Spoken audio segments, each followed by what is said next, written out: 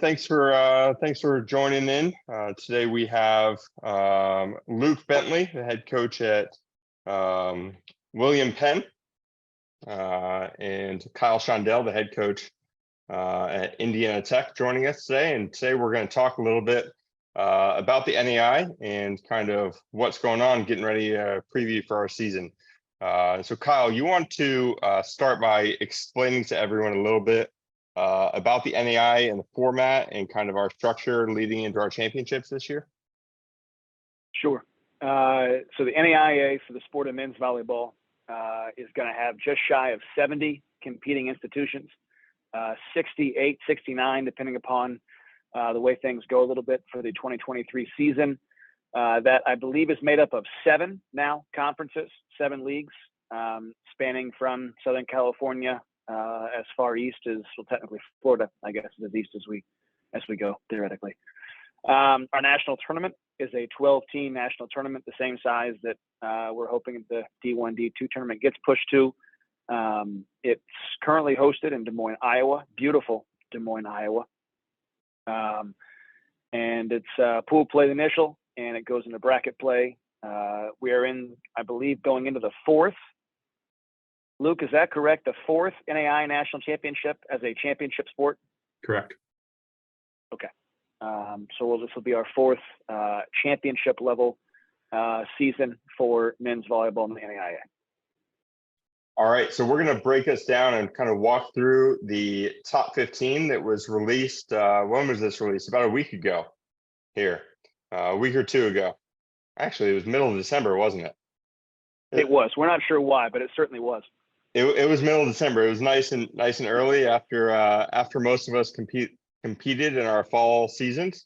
It looked a little bit different for all of us. I know some of the West Coast teams played a lot in the fall. Midwest teams were hit or miss, and how many different competition days you guys used in the fall, and how many you guys are planning to use in the spring. But coming in at number 15 for this year was Campbellsville out of Kentucky. And Kyle, you want to give us a breakdown of what you might expect from Campbellsville this year and who might the players to watch will be? Yeah, Campbellsville is a team that most of us, if you didn't know them going to the national tournament last year, you got to know them pretty quickly. They are, I believe, in Luke's pool, if that's correct, the pool with Vanguard and William Penn as the 12 seed. They got a automatic bid to the national tournament last year, and they went through pool play, upset both Vanguard and William Penn on pool play, and really had a pretty good looking showing in the Final Four. They do lose a fair amount. That's going to be the story of their season, seeing exactly how they turn over from last year. But Eric Snyder, the head coach, that, from my knowledge, built that program to where it is currently, that brought the players in. He took a job in my league at Bethel. Is doing good things there.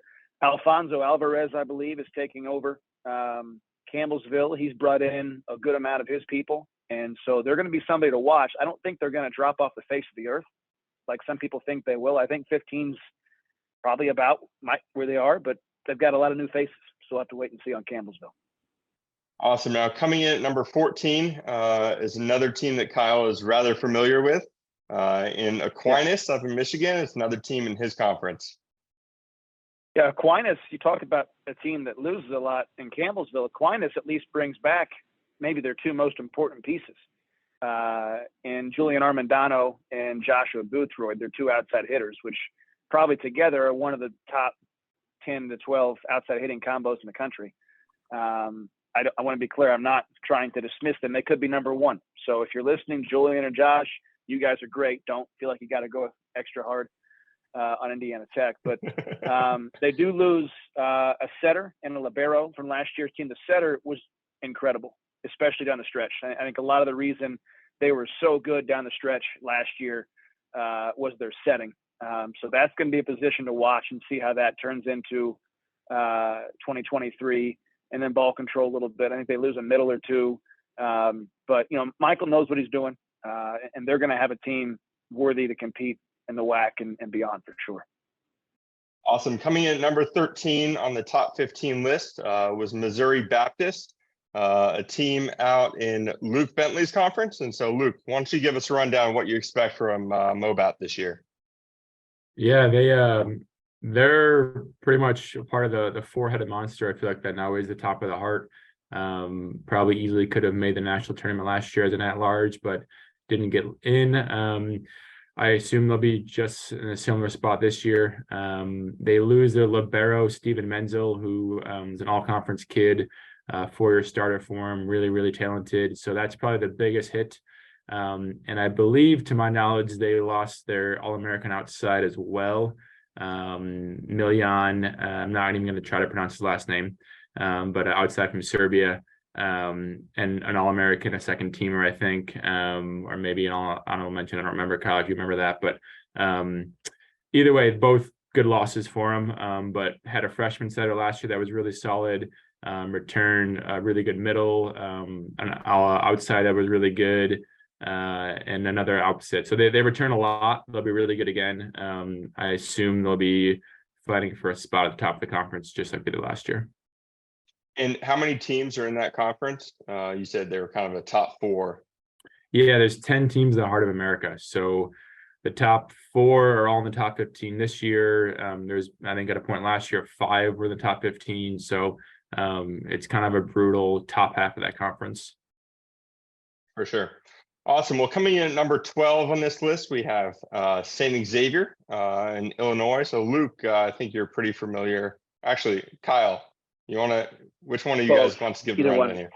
All right, Luke, give us the rundown on Saint Xavier. Yeah, I think both Kyle and I played them last year, so I'll kind of give you what I remember.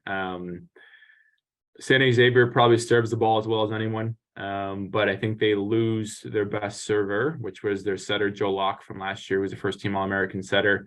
I believe, according to my information, that they did bring another setter. I do believe he also only has 1 year, like Joe did last year. So we'll see what that looks like. So that's the biggest question mark probably is their setting. But they return at least 2 pins and both their middles, I believe. So they lost, I believe, their right side, which would be Grant Ooms. But I know they brought in a couple of guys as well. So that's as far as my knowledge might go. Kyle, I don't know if you know anything else besides that. No, I just realized that Saint Xavier is becoming the Indianapolis Colts of NAIA men's volleyball, bringing in these 1-year guys just to get them through. But Joe Locke was one heck of a 1-year guy, and if this year's edition is anything anywhere near as good, they'll be awfully tough.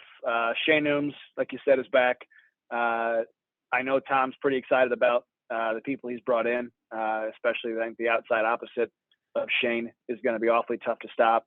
And his middles have always been good. I think Saint Xavier's always had this reputation that they're very, very pin heavy. And in fairness, they set the pins a lot. But their middles have always been good. If they find ways to get them involved, they get really, really dangerous. Awesome. Well, coming in at number 11 in the top 15 was my program, the Masters University.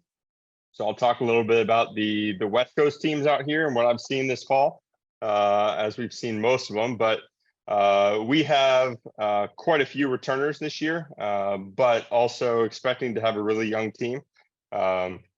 Should be led by really heavily on our pins, the outside combo of Diego Perez, who's an honorable mention All-American last year, and newcomer Nolan Flexen. A transfer coming in from Grand Canyon will be our 2 outsides, and got a couple of senior middles and guys battling for spots in the setting spot and the libero spot and right side a little bit. And so should be interested to see how that breaks out, but expecting to see a lot of new faces. And quite honestly, we're a better team than last year. And so last year was the first year that we broke into the top 15, and hoping to play some tough matches. And we should be getting that on our schedule and kind of see how we match up to some of the top 10 teams in the country here. So coming in at number 10 was Jamestown. I think Kyle, you're pretty familiar with this program. You want to tell us a little bit about Jamestown, what to expect? Sure. We played them last year, had an absolute barn burner with them at our place as part of their 13-city rodeo tour. And they're a little bit like Campbellsville in terms of the fact they lose a lot from the box score last year. They lose both left side hitters I think both might have transferred out your direction, Jared, to different places out there. And then they lose the right side, Sam Jackman. He's playing pro right now, ironically on the same team as Jeff Lamb, who also graduated from NAIA. I think they're both from Sweden. And so they lose a lot. They didn't lose a coach, which I believe is a positive. Campbellsville did. And so though I believe Travers has brought in a lot of people. He does that annually, brings in a lot of people. And so there'll be somebody to watch to see, who they bring in and how do they compete in that conference that has been all Jamestown the last 2 or 3 years, but we may be seeing a shift there, not because Jamestown's fallen, because the rest of the league's kind of catching up. Yeah, and they're kind of on their own island in North Dakota, and so they travel a lot and play a lot, and are willing to go play a lot of the best teams. And so I haven't seen their schedule come out this year yet. I'm guessing it's up. I just haven't seen it, but I'm assuming they're going to play some tough competition. Coming in at tied for number 8 is Park. Luke, they're another Heart of America, part of your top 4 brutal half of the schedule. And so give me a rundown of what you expect from Park this year. I think anyone that follows NAIA men's volleyball knows that Park is always in the top 10, if not higher, and they always compete at a really high level. And 2, the second thing is you don't know what you're going to get most of the time. So I don't know what they're going to look like. I do know they lose 2 big pieces. Their setter, Luciano Bucci, which I think get over 3,000 assists in his career. Very, very strong player. He's been there, I believe, all 4 years. And then Felipe Chagas, who's a big middle last year, who we never seemed to be able to stop when we played him. So those are 2 big losses. They do return Joao Frederic, which was their outside who torched a very good Ottawa team in the second game of pool play. I don't mean that the knock to Ottawa. That guy just got like 45 kills, which he would have done that against anyone. But yeah, so he's back. They have a good core. They have a really good core. They have a good group. I believe they'll probably bring in a good middle or replace him with someone they already have. And same with the setting position. So I expect them to be just as good last year as they will be this year. Yep. And the other school tied at number 8 in the country in this top 15 poll is Menlo, school in my conference, who was the first team out of the NAIA tournament last year. And they are kind of changing up the way they're scheduling this year and going out, I think, toward the Midwest for one big trip, playing a few top end teams, trying to get some of their big quality wins. They return almost everyone. And it should be interesting because one of their top players, Eden Ibrahimovic, returns from an injury he had the first weekend of last year that held him out of last year. They had another outside, Conrad, who really stepped up and was a big time major player for them. So I think everyone's anticipating between the 2 of them, they should have one of the best outside combos in the country, along with a really efficient middle attacker in Chase Dorito. So he's a tough guy to stop. Offensively, he gets up off the ground, and he's really a talented physical athlete. And so assuming they're healthy coming back, they should be a team to watch and team to keep an eye on. And you can see that even in the ratings of last season. They finished the year at number 13 in the country, and all the coaches recognize they're a more talented team and start the year off with them with one of the biggest jumps at number 8. So coming in at number 7 is Kyle Shondell's Indiana Tech. So Kyle, why don't you talk about your team a little bit this year? Sure. And we bring almost everybody back from a really good season last year. We just lose one contributor, middle blocker that graduated after a 5th year. Bring in, honestly, I think one of the best classes I've had at Indiana Tech. I bet every freshman we have is good enough to help us out and compete for a spot.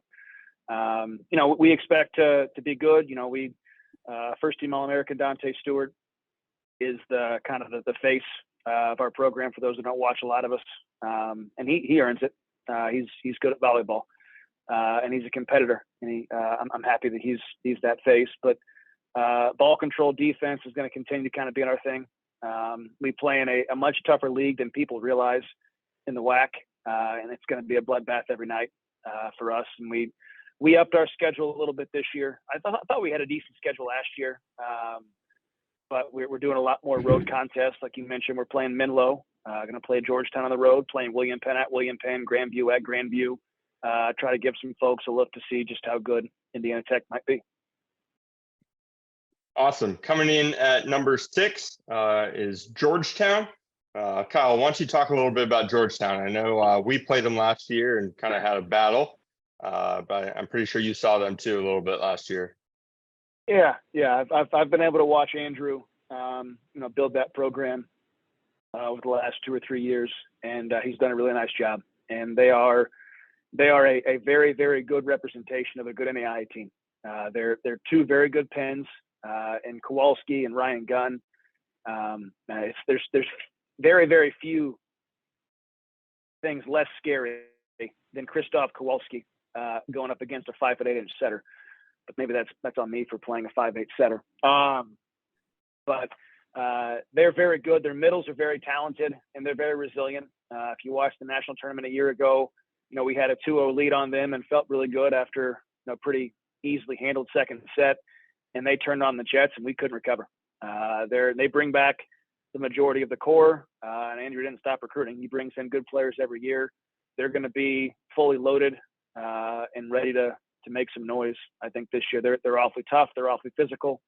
They can beat anybody, I think.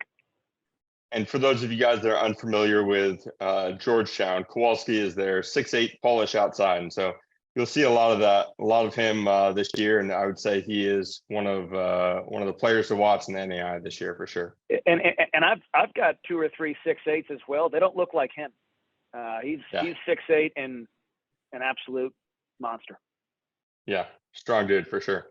Coming in at number 5 is William Penn. So Luke, why don't you talk about your team this year and what you're expecting from your guys? We kind of similar to a lot of the teams that we just talked about, the last 3 or 4. We should be similar to last year. So anyone that saw us play last year, we return everyone outside of our setter. We do have a couple setters that we really like that we think will be good depending on who wins the job. But yeah, similar. Landon Krause used the ABCA NAIA Men's Player of the Year returns on the right side for us. We have an All-American Charlie Figge in the middle and All-American Ike Papes on the outside.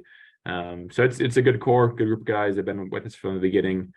This is the 4th year of the program for us. So yeah, we should have a hopefully successful year, and we'll see if we can get through the same meat grinder that we all have to go through to get to the national tournament. Yeah, and I would say that's a very interesting thing. I think there's a number of programs in the top 15, mine included, they're in our 4th year or kind of newer programs. And so we have a number of newer programs, 5 years old or less.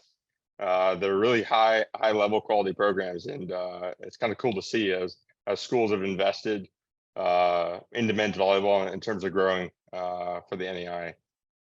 Yeah, coming in give you an idea, I'm looking at the list. We got in this order from highest to lowest, all 4 years or less are Vanguard, William Penn, Georgetown, Indiana Tech, Jamestown, the Masters are all in that 4-year window, which is pretty crazy. Yeah, teams have gotten good pretty fast. Aquinas is maybe 5 years. Okay, very cool. Well, coming in at number 4, we are in our top 5 or our top 15 of the NAIA preseason poll is Vanguard University, another team in the GSAC. Vanguard loses one key piece in their setter All-American Bryce Thompson, but pulls in a transfer from Campbellsville, 6'8" setter, is a pretty big, talented guy in Ryan Smith. They also pull in a transfer from Jamestown, and outside Tanner Woods, they have All-American Kyle Anima coming back. And so that outside combo, once again, will be pretty good. And then I'm not sure how familiar you Midwest guys are with this one. Their right side this year, Will Anderson, is a transfer from Orange Coast College, about 6'8", Oppo, that is a very, very talented, very physical guy. And so I think they're going to be a team to watch for this year. Should be playing at a pretty high level. Coming in at number 3 on this year's preseason poll, we have Ottawa in Arizona. This was a number 1 seed last year in the NAIA tournament. They lose a couple key guys in Jordan Moses, their opposite, and Colin, one of their middles, who's an All-American as well. I think Colin was one of the top middles in the country in terms of efficiency last year. And so I'm kind of interested to see how they're going to replace that. They have Emery Oden and Quade King on the outside coming back. So should be a very high level team. The big question for Ottawa this year is who's going to be that guy that steps up and kind of takes over in the close matches, but very talented team, very deep team. Coming in at number 2, we have Benedictine Mesa, your NAIA tournament runner-ups last year. And we played them, my team played them earlier in the year. And they weren't so hot earlier in the year, and they just caught fire late in the year last year. And so they have kind of a new team. And so I think there is a lot of unknowns about kind of what they look like this year, but definitely deserving that number 2 spot coming off of a national championship finals run, even though they couldn't win that last game. And so should be a very high level team. And they start off the season at the end of January with 3 matches against Vanguard. And so we will get to know pretty quickly kind of what level they're at and if they're going to be at the top of the charts. And then coming in at number 1, your NAIA national champions from last year is Grandview University. And Luke, why don't you give us a rundown of kind of what to expect from Grandview? Yeah, back-to-back national championship. For 2 years, they won 2 out of the last 3. Arguably, if COVID didn't happen, they probably could have won 4 straight. And so they're continuing what they've done from the beginning of being a very top-level team. They return everyone outside of their setter, Francisco Arredondo, who was an All-American, and then they lose a middle, Oscar Manana. They do bring in a middle to replace him, international guy. And then their big storyline is their new setter, Zio Meyer, who's a transfer from BYU. And so they should be just as good, probably, if not better. So they'll be really tough again. We have the joy of seeing them twice every year, 3 times last year. And so, yeah, it's they're a fun team to play. And I think we all play them this year, actually, don't we? And Yep. Yeah, so it's they're tough. They're physical. They're big. They serve the ball well. There's a reason that they were 27-2 last year. So, yeah, I think they're very deserving, and I assume they'll be at the top of the list for a while this year. Very cool. Yeah, they're opening up the season. Our NAIA season opens up at the end of January. I think January 27th is the first allowable game. And so while 26th. some NCAA teams are on 26th, while some NCAA teams are getting started even this weekend, we've got a couple more weeks of training with our teams before our seasons kind of get going here. So thank you guys so much for tuning in, and thank you, Kyle and Luke, for helping out today. And if you want to find out more about William Penn or Indiana Tech, I will see if I can plug their socials in the description here. So thank you guys.